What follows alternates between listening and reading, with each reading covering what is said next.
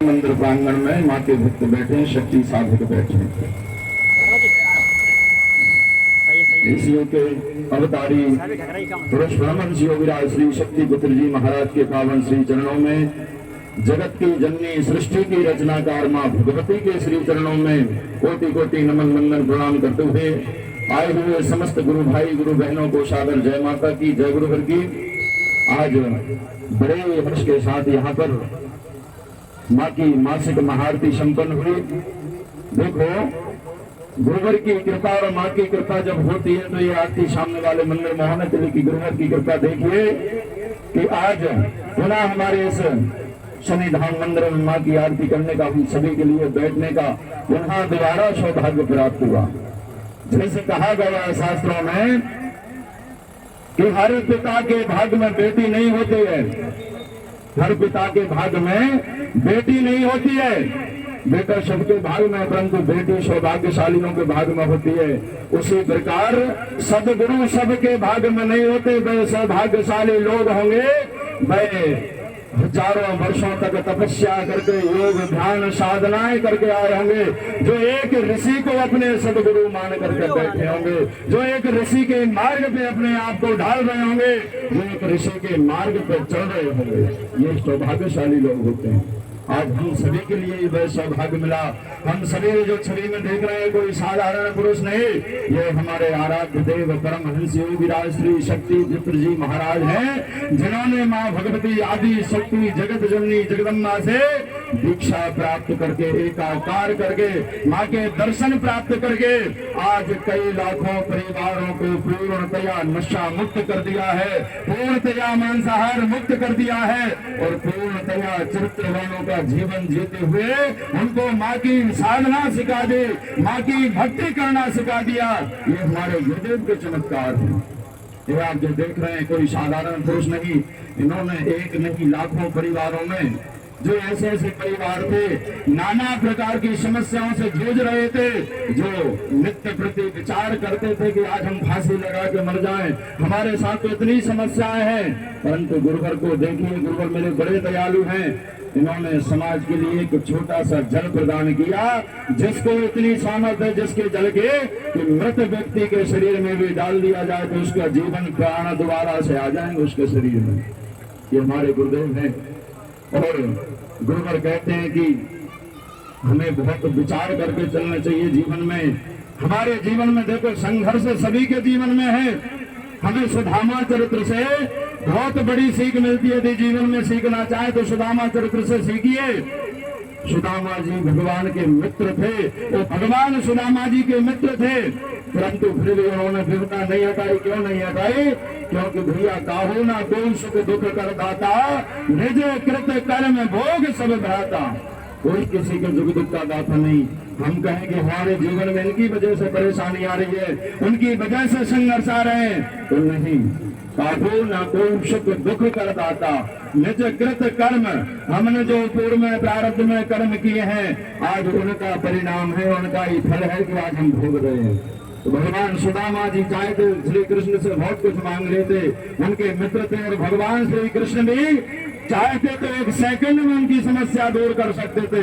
हम लोगों के परिवार में भी बहुत से लोग ऐसे हैं, हम लोगों के संगठन में ऐसे हैं, कहते हैं कि हम तो गुरु जी से 10 साल से जुड़े हैं, 20 साल से जुड़े हैं, हमारी समस्या दूर नहीं हुई है। भैया पहले पात्रता अपने अंदर होनी चाहिए। प्रकृति वर्षा करती है तो सबके घरों पर बराबर करती है, किसी से भेद नहीं करती कि शनि मंदिर में बारिश नहीं होगी उस मंदिर में बारिश हो जाएगी। नहीं, यहाँ भी बारिश जितनी यहाँ होगी उतनी वहां पर होगी, क्योंकि प्रकृति कभी किसी से भेद नहीं करती है। भेद करना सिर्फ हमारा कर्म है और हमारा हम काम करते हैं कि भेद कर लेते हैं जीवन में। तो सुदामा जी ने भी जब भगवान से कुछ मांगा नहीं, जब सत्य उनकी वसुंधरा धर्म पत्नी कहने लगी कि आप भी भगवान कृष्ण के पास चले जाइए, द्वारकाधीश के पास चले जाइए, वो तो आपको सब कुछ दे देंगे, परंतु सुदामा जी नहीं गए। परंतु फिर भी बहुत रिक्वेस्ट करने पर जब सुदामा जी उनके पास पहुंचे तो उनसे एक छोटी सी, जो उनके पास जितनी भी सामर्थ्य थी, 3 मुट्ठी चावल थे उनके पास, उनकी धर्म पत्नी ने अपने बच्चों को भूखा रख करके उनके पोटली में बांध दी और दे दी कि लाओ जा करके सुदामा जी से कहा कि आप अपने मित्र को खिला देना ये। और जब भगवान के पास पहुंचे सुदामा जी, भगवान हर पल साथ देते हैं। बीच रास्ते में पैदल जा रहे हैं तो भगवान भी ग्वाला का रूप रख करके आ गए कि हाँ मेरे साथ भी मेरा मित्र जा रहा है, ये भगवान के विचार थे। इसी प्रकार हमारे साथ भी हर पल हर क्षण जो कवच दिया है गुरुवर ने, ये माँ का कोई छोटी व्यवस्था नहीं है। हमारे जीवन में साथ गुरुवर चल रहे हैं, हमारे जीवन के साथ हमारी माँ चल रही है, ये हमारे विश्वास होना चाहिए हमारे अंदर, तभी जाकर के हमें उत्तम फल की प्राप्ति होगी जीवन में। जब सुदामा जी भगवान द्वारकाधीश की नगरी में पहुंच गए, वहां पहुंचने के बाद उन्होंने देखा कि भगवान मित्र को बुला रहे हैं, परंतु सुदामा जी इस पार, भगवान श्री कृष्ण जी उस पार बैठे हैं। जब जाकर देखा, द्वारपालों से कहा कि भगवान श्री कृष्ण को बुलाइए, वह मेरे मित्र हैं। तो पहले लोग कपड़ा देख करके निंदा ही करते हैं जीवन में। आपकी जेब में कुछ हो ना हो, ठाट बाट से रहिए, बड़ा आनंद होगा आपके जीवन का। तो समाज की रीति आज से नहीं, बहुत पहले से चली आ रही है। तो लोगों ने उनका तिरस्कार किया कि हंसने लगे, उनके हंसी मजाक किए कि इनके मित्र कहाँ से हो सकते हैं। परंतु फिर भी उनके कहने पर वहां जाकर के भगवान श्री कृष्ण को संदेश दिया गया कि आपके एक सुदामा नाम का मित्र आया, कोई दरिद्र आया है, वो आपको अपना मित्र बता रहा है, आप चलेंगे क्या। भगवान नंगे पैर दौड़े चले आए, उनके पास आकर के देखा और भगवान ने उनको गले से लगा लिया, अपने महल में ले गए और सुदामा जी को अपने आसन पर बिठाकर भगवान ने आंसुओं से उनके चरणों को धुल दिया। इतने चरणों से आंसू, अपने आंखों से आंसू बहाए और कहा कि सुदामा इतनी देर क्यों लगा दी आपने आने में, पहले क्यों नहीं आए। लेकिन उसका एक नियम होता है कि प्रारब्ध का कर्म जब तक आपका पूरा नहीं होगा, तब तक आप सदगुरु से भी नहीं मिल सकते हो, तब तक आप किसी समस्या का समाधान भी नहीं पा सकते हो, किसी समस्या का रास्ता भी नहीं पा सकते हो। क्योंकि ये भगवान की कृपा होती है, जब तक माया भटकाती रहती है, जब तक हमारे सही सच्चे धर्म कर्म नहीं जुड़ते हमारे साथ। और सुदामा जी से पूछा कि क्या लेकर के आए हो, तो सुदामा जी बोले मैं तो कुछ लेकर नहीं आ, पोटली थी और पीछे दुकाली। भगवान ने जबरदस्ती छीन ली और भगवान ने जैसे ही उनसे सुदामा जी से पोटली खींची तो देखा क्या उसमें कच्चे चावल, 3 मुट्ठी चावल थे। तो भगवान भी बड़े दयालु हैं, भगवान खाने लग गए। पहली मुट्ठी लेते प्रभु ने स्वर्ग सुदामा के नाम किया है, दूसरी मुट्ठी में पृथ्वी लोक का वैभव विप्र को सौंप दिया है। विप्रों की पूजाएं होने लगी, ब्राह्मणों का अर्चन होने लगा, विप्र को सौंप दिया। तीसरी मुट्ठी में लेने लगे तो बैकुंठ तो लक्ष्मी ने रोक लिया है। उस समय जब भगवान ने तीसरी मुट्ठी खाने की कोशिश की तो सत्यभामा और उनकी वसुंधरा जो पत्नी थी, उनकी उन्होंने दोनों छीन लिया। लक्ष्मी जी ने कि ये नाथ क्या कर रहे हैं, आप तो अपना भी धाम दे रहे हैं इनके लिए।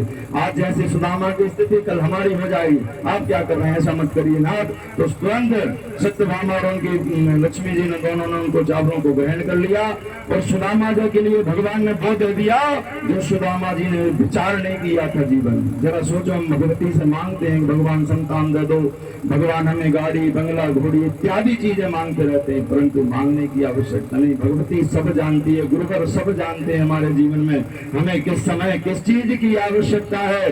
जब भगवान सुदामा जी ने श्री कृष्ण से कुछ नहीं मांगा तो भगवान ने उनको सब कुछ दे दिया। उनकी वृंदापुरी को पूरी राजमहल की तरह बना दिया और भगवान उनके घर में खाने के लाले पड़ते थे। 8-8 दिन तक जल पी करके सो जाते थे उनके बच्चे।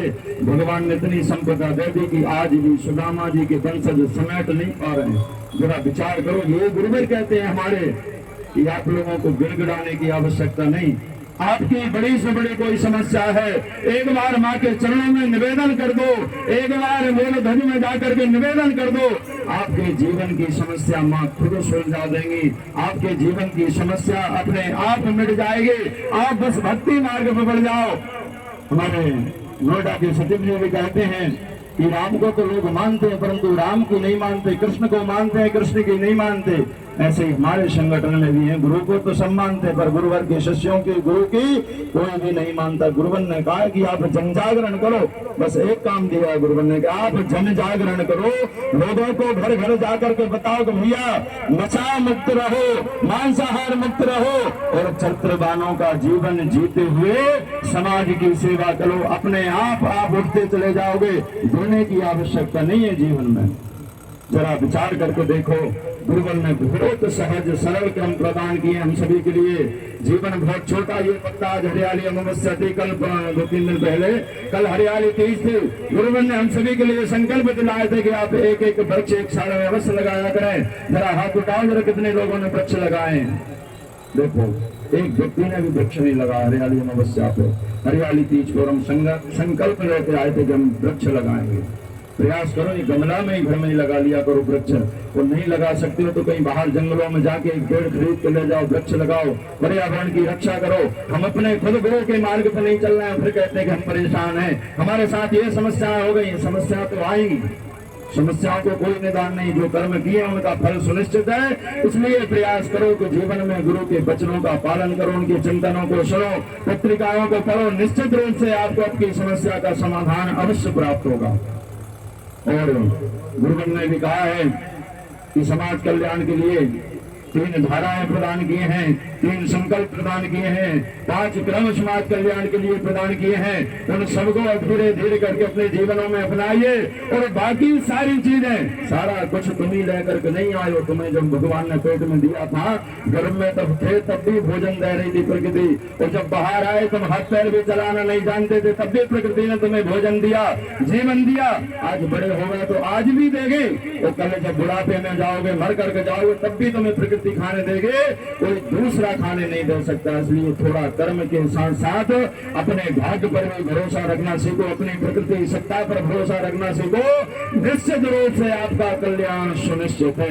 गुरुवर ने एक जीवन मांगा है, कोई 2-4-10 जीवन नहीं मांगे। गुरुवर ने कहा है कि आप अपने घर में रहो। मैं ये नहीं कहता कि मेरे आश्रम में आकर के रहो। आप अपने घर में रहकर माँ की साधना करो, माँ की आराधना करो, माँ का पूजन करो, और अपने आप को एक साफ स्वच्छ व्यक्ति की तरह निर्मल बना करके चलो।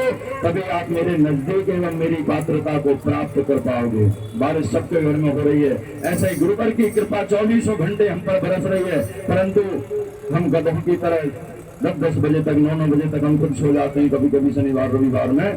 तो सोचो हमें कहाँ से पात्रता मिल पाएगी। इसलिए जीवन में प्रयास करो भैया, प्रातः काल उठ करके गुरुवर की प्राप्त जो ऊर्जा वहां से आ रही है, जो मूलभूत की साधना वहां से यहाँ पर आ रही है, उसे हम ग्रहण कर सकें, उसे स्वीकार कर सकें, तभी जाकर के हमारा कल्याण हो सकेगा। और ज्यादा समय ना लेते हुए आज गुरुवर के शुभ आशीर्वाद से इस मंदिर में पुनः माँ की विदात हुई। यही निवेदन रहेगा कि माँ आने वाले समय में युगों युगों तक इस दिव्य धाम में आपकी आरती होती रहे, और इस दिव्य धाम में हम सभी सेवारत बने रहें। पत्ता टूटा डाल से सुनो तात मन बात, या घर की यह रेत है एक जावत एक रात। जाने के पहले एक आने की व्यवस्था बन जाती है। ये जीवन का कर्म सत्य है। इस घमंड में ना रहे कि हमारा पद ये है, हमारा इस घर के इस मंदिर के हम मठाधीश या कोई व्यवस्था है, नहीं। प्रकृति ने सबका नियम, सबका अन्न दाना पानी सब कुछ निर्धारित समय के लिए दिया है। इसलिए जीवन में अपने आप को बहुत सहज सरल बनाते हुए ऊपर उठने का प्रयास करें। धीरे धीरे हम भी बुढ़ापे की ओर जाएंगे, बुढ़ापे से भगवान की ओर जाएंगे, भगवान से पुनः फिर आकर के फिर संगठन में कार्य करेंगे। ऐसे ही जीवन चलता रहेगा। अपने आप को बढ़िया सौभाग्यशाली मानते हुए इस जीवन का सदुपयोग कीजिए। इन्हीं शब्दों के साथ सभी को जय माता की जय गुरु।